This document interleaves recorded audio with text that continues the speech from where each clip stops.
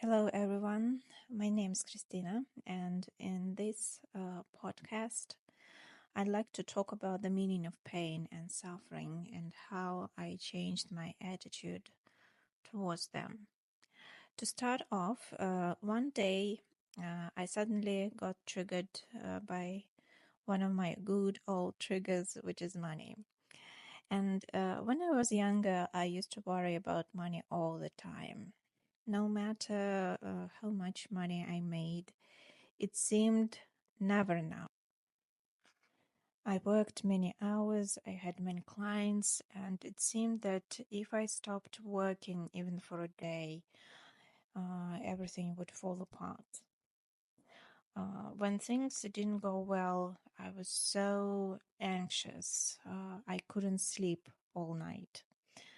No matter what I said or did to comfort myself, it didn't help. And that's how it was for many years. Since then, I've been in therapy for several years, and this year I've been journaling every day for several months straight, and I almost forgot about this trigger. When suddenly I got triggered by one of the videos I watched that day, and it was so sudden and intense, as if it was a spiritual attack. Before going to bed, I did some CBT protocols, and I realized that the dark future my mind was picturing was far from reality. And if it was true, it would mean the devil conquered the world. It looked like the type of future the enemy would wish for me.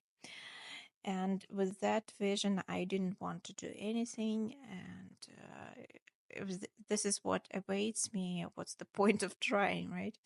So I was glad I decided to work on the issue immediately and recognized this trick my mind was trying to play. And although I removed that veil that night, I still could hardly sleep. I was so anxious. So I was half asleep, was suddenly I felt some presence behind my shoulder. It felt as if it was something evil, like a demon, and I wanted to get rid of it somehow. It was very uncomfortable. It felt as if it had been some female character, and she said in my native language, beware, there is something pretending to be you walking down the streets. I still wonder what it means. And then she started cursing me in a foreign language. And I'm not sure if it's a human language. It sounded satanic, to be honest. I couldn't understand what she was saying, but her words were full of hatred. And I'm like, I need to wake up quick. Wake up, wake up, wake up. And in the morning, I was like, wow, what was it? And I did some journaling again. I worked on the issue again, and I happily forgot about this character or creature. I'm not sure how to call her for a while. Uh, then several nights ago, I saw that crazy woman again. Only this time, I saw her from afar, throwing some balls at me. And the balls turned out to be bombs that were about to explode. And I couldn't escape them, so I knew I'd fall victim to this woman. And interestingly enough, this time I could see how that woman looked like. It was a disfigured body, all burnt, with shaggy hair, wide open eyes of a person going mad. And I also remember her story, which she didn't tell it directly to me, but she let me know as if telepathically, so to speak. And she said, I lost my 2 kids in fire, my husband died at war, and now I'm taking revenge. It seems obvious to me that it was a woman who um, went mad with grief and tragically died.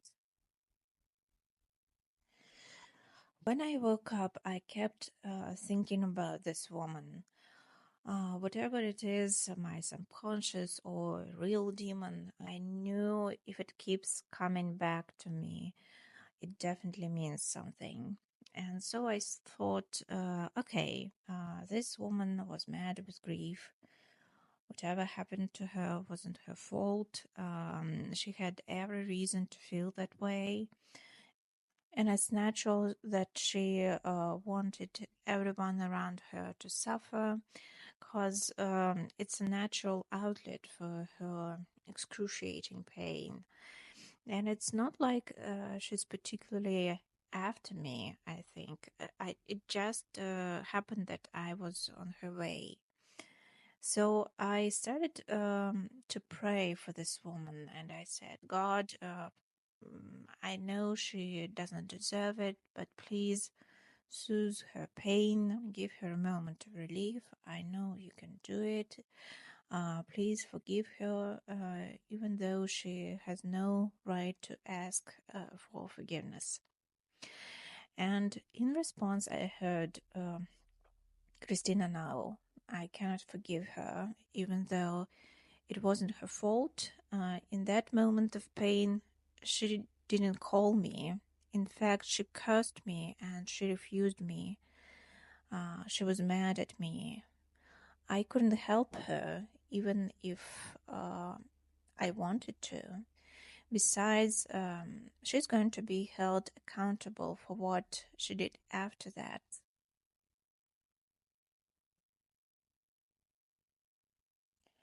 Which is wishing evil things to other souls, including you.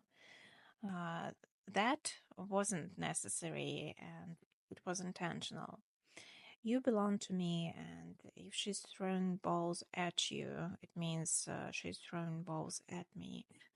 And that means that not only she refused me once, she keeps doing that right now. And I'm going to hold her accountable for that.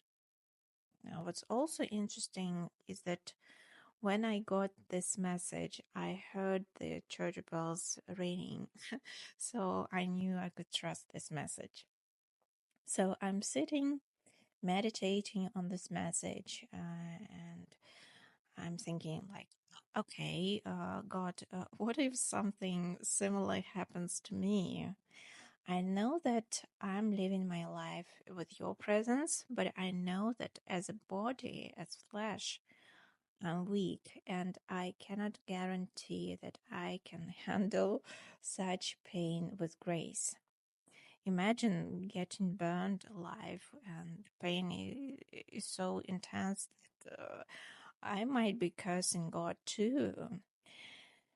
And God said, Christina, when you're in pain, lean to me even more. That's the only way to escape the prison of pain, which is hell. The prison of pain is hell. So, what I've realized that we don't get to choose whether something bad happens to us or not. It's not up to us to decide or choose. We don't get to choose whether to feel pain or avoid it. If it happens, it happens. What we get to choose is whether we want to go through it or be with it for good. And if we choose to push through it, we need faith in something greater than us. As they say, if God didn't exist, it would be worth inventing it. And if we refuse to push through our pain, that implies that we admit that pain is greater than us, that there is something bad that's greater than us. which is devil in religious terms. But even if you don't believe in God, there is something bad that's greater than us. And as a result, we fall victim to our own thinking. We become prisoners of our own minds, and it's only us left to blame.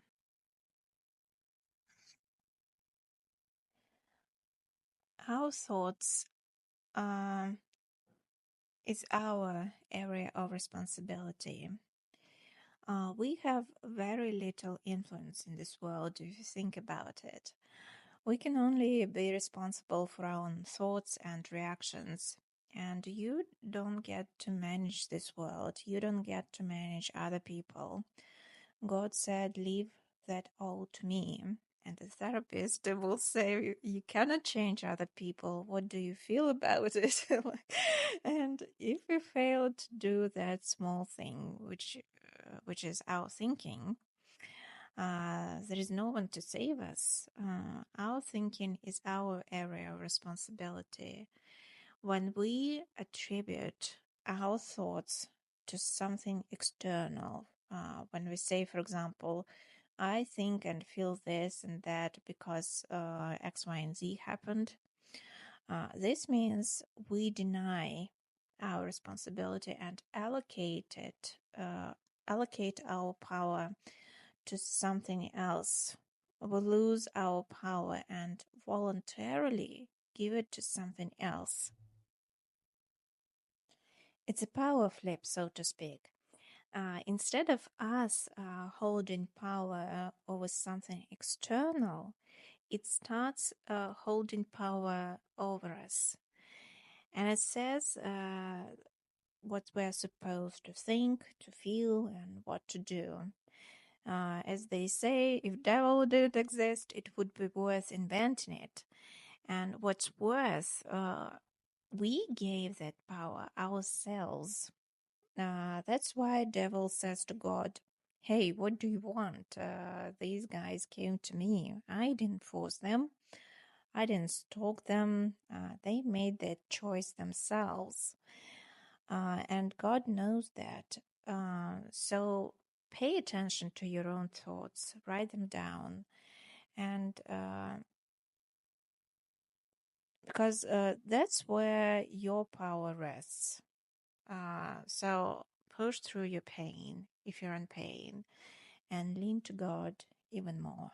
So this is it for today. I hope it helped you somehow. And let me know in the comments what you think about pain, how you went through your own pain. Maybe it will help someone else. And make sure you subscribe and like this video. And I see you next time. Bye.